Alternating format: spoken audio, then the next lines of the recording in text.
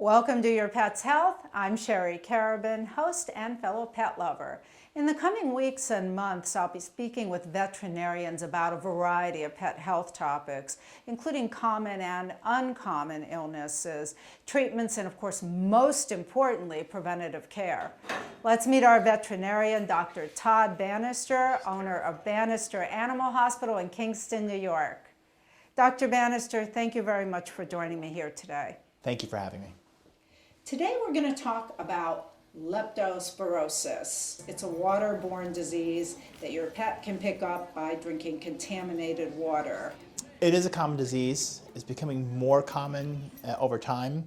It's been around forever, but with natural disasters and changing temperatures and environments where there's a lot more standing water, we're seeing more and more of it. It's a disease that can be just transmitted from certain rodents and certain small animals like skunks, raccoons, possum, rats, and their urine can contaminate water.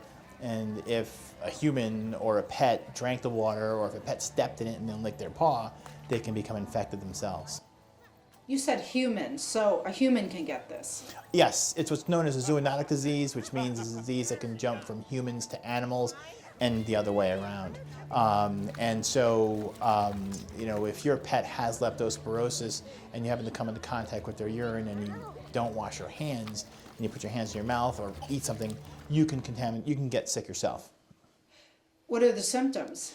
They're pretty severe. Ultimately, the disease can cause liver and kidney damage. So the symptoms can be anything from, in a pet, it can be lethargy, poor appetite, vomiting, dehydration, fever, death. It's a diagnosis of exclusion. A pet comes in, it's some kind of organ failure. Whether it's liver or kidney, you start testing for different things that can cause it, including leptospirosis. Fever sounds pretty serious, but just having your pet laying around, you may not necessarily immediately make that connection. Absolutely. There's a million things that can make your pet lay around. Any kind of sickness, any kind of fever or anything. But, if pet is sick, bring it to the veterinarian. The veterinarian will start, and take a history and an examination, and the veterinarian will make his list of potential diagnoses, and leptospirosis should be on that list. We're seeing an increase in lepto here in the Northeast. A lot of it is because we're having a lot of pets being relocated from the south where they've had hurricanes and flooding and a lot of standing water, so they're coming up here and these pets aren't vaccinated for it. So they come into the area and then they're sick with it, and then our areas are becoming contaminated with it too. Can it be treated? It can be treated. It's a bacterial infection. It's treated with antibiotics, but depending on the severity and the pet's immune system, you can get a cure. The hope is that there's not too much organ damage. If there's kidney damage, the kidneys don't repair themselves. The liver can, but the kidneys don't. So depending on how much damage there is to the kidneys, your pet may have some kind of chronic kidney disease, or if there's enough, your pet may not survive it. It's a serious disease. The good news is there is a vaccine for it for dogs.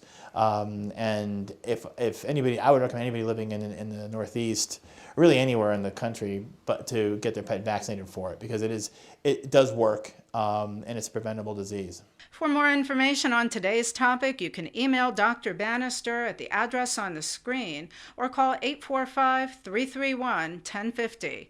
If you have an idea for a future segment, send me an email at sherrymkarabin@gmail.com.